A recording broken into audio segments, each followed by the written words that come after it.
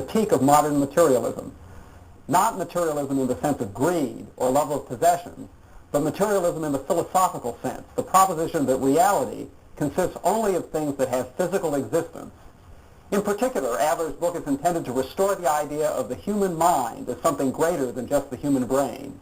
Modern disciplines, from behavioral psychology to computer science, all tend to treat the human mind as a machine that is fully knowable through knowledge of its physical parts.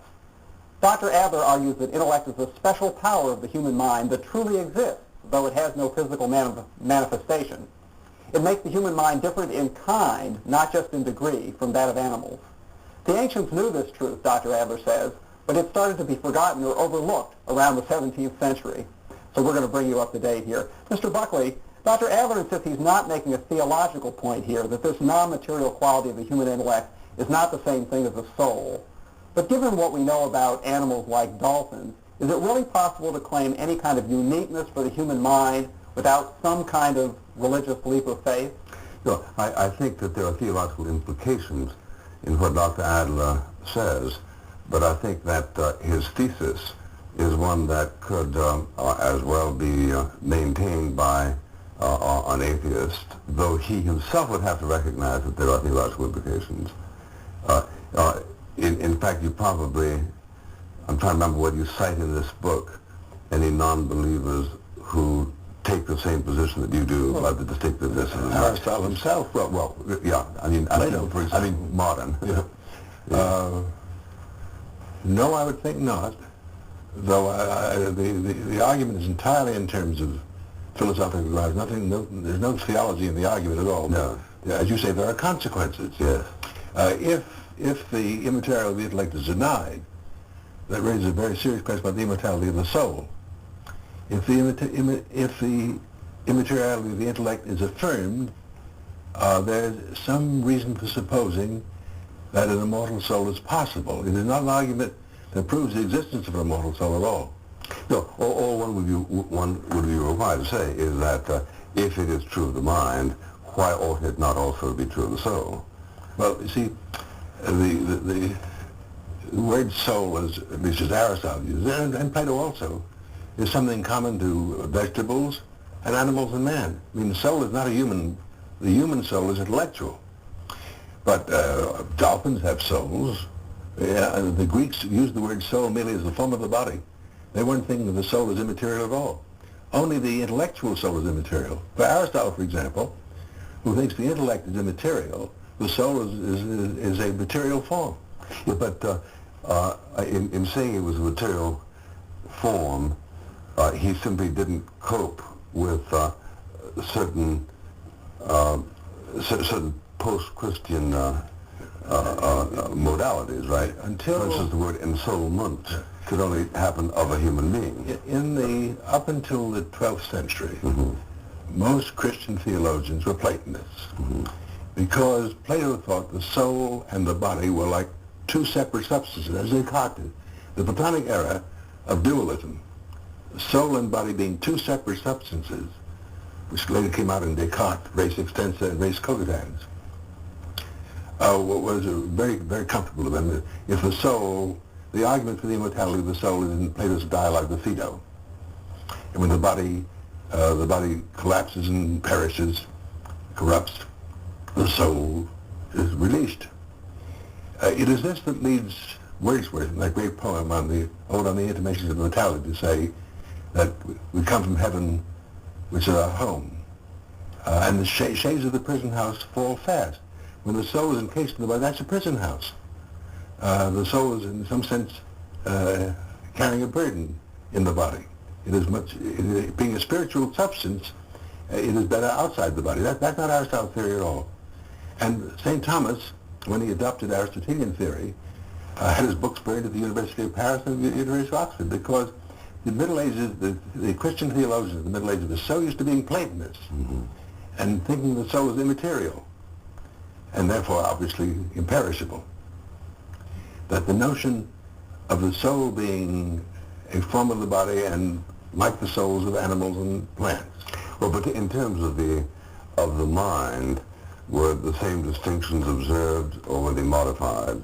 Well, You see, both Plato and Aristotle recognized the difference between the intellect and the senses. And they both would have said that man and man alone is intellectual. Man has an intellect. What Plato says about the soul, Aristotle says about the intellect only. In other words, in a sense, man is 4/5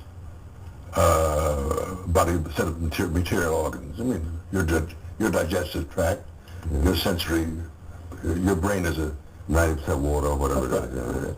1/5 of you, the intellectual power, which is not in your brain, is a very small portion. Human spirituality is very slight. In a book on angels I wrote many years ago, I said that the tendency to look upon man as on two sides of the fence, both in the world of matter and in the world of spirit, isn't quite right. Man has both his feet in the world of matter and is leaning over the fence, as it were, with his intellect into the world of spirit. Yeah, let me ask you, Dr. Adler, to parse the meaning of what you write about here. For instance, we're all familiar with the saying of the Bible, the spirit is willing, but the flesh is weak. Now, does that presuppose, if one were to come across that statement all by itself, that the flesh dominates the spirit, or in this case, the mind, the intellect? We generally use the word spirit in a very loose sense. If you asked anyone on the street or anywhere else what they meant by the word spirit, they couldn't tell you, because we have no perception of spirits, and our only real understanding of it is negative. The spirit is that which is immaterial, incorporeal. Why is that negative? To say it's immaterial. Why is that negative?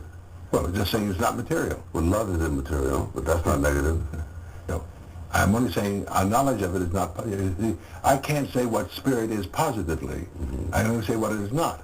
It is not a material thing. Not material. It's not bodily. It's not physical in any sense. Well, but if you say, Art, if you say the mind is willing but the flesh is weak, what you are in effect saying is that the body tends to control the mind. Tends to is the opposite word here, not necessarily does. And it takes a good deal of willpower to overcome the opposition of the flesh. Yes. Now the willpower, defined in context of the book that you write, is the exercise of the intellect. Yeah. The will is an intellectual power. Intellectual power. Yeah. Now that can direct, for instance, it can direct a food fast up to the point of starvation. And indeed. It can direct suicide. It can do that. Murder or whatever. Yeah. Now, why is it important? Tell us why it's important that you should prove the immaterialization of the mind as distinguished from making it simply another bodily function.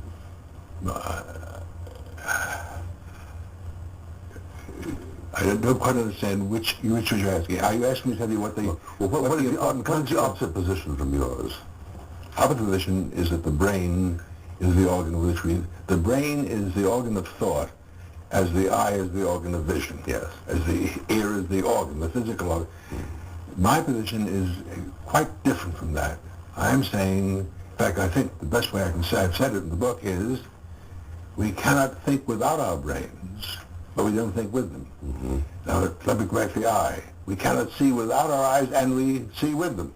We cannot hear without our ears, and we hear with them. The brain is a necessary but not a sufficient condition of intellectual activity.